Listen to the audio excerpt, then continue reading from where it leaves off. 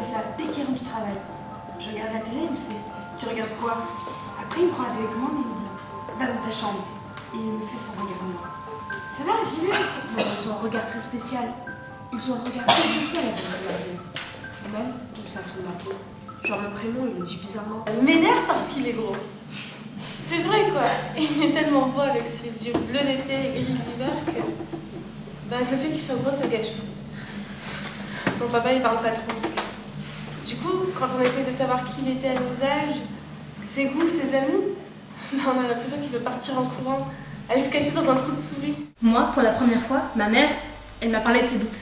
Parce qu'elle a dû estimer que j'étais assez grande. Et petit à petit, je me suis intéressée à elle, à cette femme qu'elle est, à son parcours. Et j'ai décidé que maintenant, elle pouvait me parler de choses importantes pour elle. Mais c'est affreux! Mais c'est pas parce qu'on parle toutes les deux que je la considère comme une copine. C'est un appui.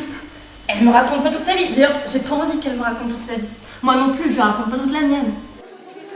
C'était un tout, ça s'est pas arrêté, c'était 1h30, on réfléchissait, on vivait aussi avec eux, on partageait, il y a plein d'images qui restent, il y a plein de scènes qui restent, c'est des morceaux de vidéos, c'est des bouts de vidéos qui restent, voilà. On est tous passés par là et que c'est tellement drôle de se replonger dans l'adolescence, dans le lycée, et que c'est tellement nous, qu'on est tous passés par là, qu'on a tous entendu ces trucs-là et que c'est vraiment bon de le revoir jouer et de le revoir jouer aussi bien surtout parce qu'ils sont quand même super forts. On se revoit nous-mêmes parents et en tant qu'enfants. On a tous vécu, je pense, des situations un peu ou prou similaires. Parents, c'était pour moi davantage un mot qu'une condition. Ont-ils su que bien souvent, je craignais leur jugement, que j'étais heureuse d'un simple sourire satisfait, d'un regard fier de leur part, que leur peine était mes peines et leur joie de mes joies. L'amusement parfois.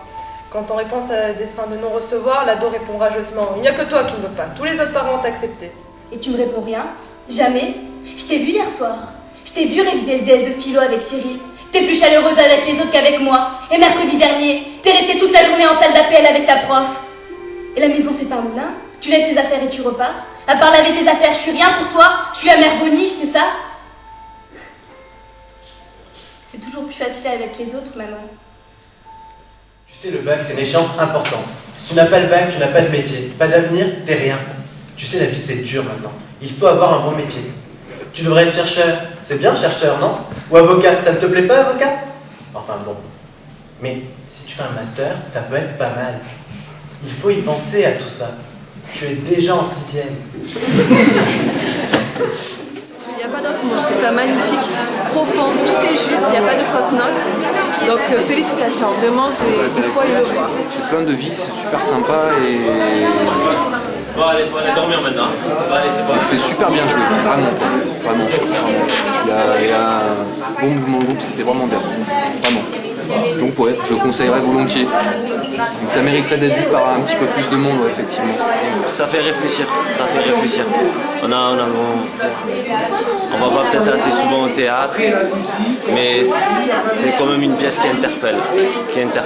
Pas que le rapport qu'il y a entre les jeunes et les aînés, mais surtout sur la vie, sur là où on veut aller, sur le rêve de chacun, sur la déception aussi peut-être qu'il y a après. Donc l'accompagnement, le partage, pas mal de choses qui ont été véhiculées ce soir et bravo. Je voulais vivre au Kenya avec mon amoureux Marvin, dans la savane avec plein de lions et tous mes amis.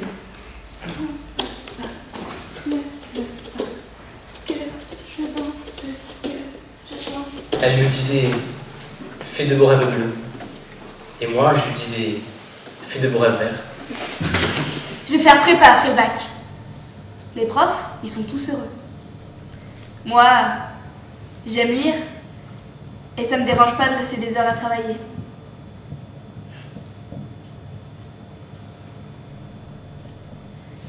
Mon sac, je le cacherai dans l'internat dans lequel je serai et je le sortirai de temps en temps. Voilà, j'en prends pour 7 ans. Retournez-vous. Enlevez-moi ce sac. Levez-le. Il va pas partir, d'accord? Et jetez-moi ce chewing-gum à la poubelle. On dirait une vache.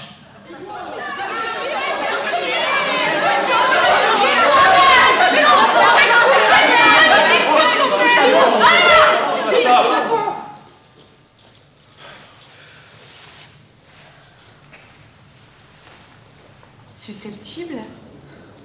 Moi?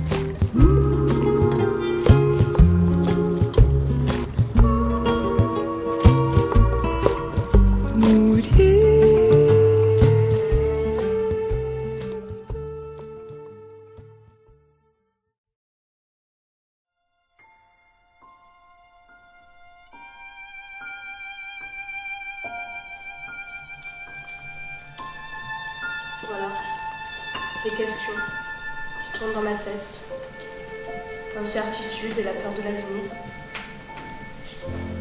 Voilà l'adulte.